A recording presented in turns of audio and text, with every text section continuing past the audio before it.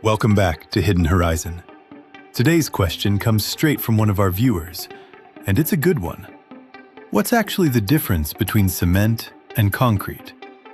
You've probably heard both words tossed around like they mean the same thing. A cement driveway, a concrete building. Turns out, one of these is just a small piece of the other.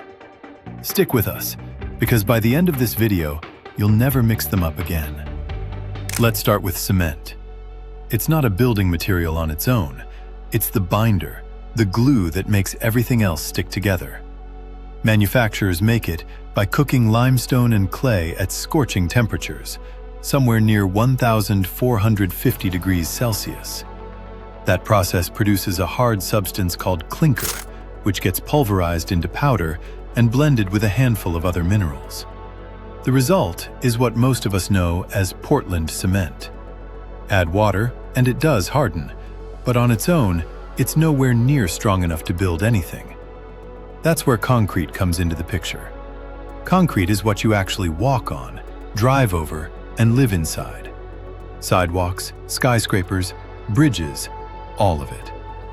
To make it, you combine cement with water, sand, and crushed stone or gravel. A chemical process called hydration kicks in, and the mixture slowly hardens and gains strength. Think of cement as flour and concrete as the finished cake. Flour by itself isn't much, but combine it with the right ingredients and you get something entirely different. So why does everyone confuse the two? Partly because cement is such a critical component that people assume it is the finished product. And partly because of marketing. Bags labeled cement mix at hardware stores often already contain sand and gravel, meaning what you're really buying is a ready-to-use concrete blend. Now here's where it gets interesting. When water hits cement, microscopic crystals begin forming and interlocking, gradually building a solid structure.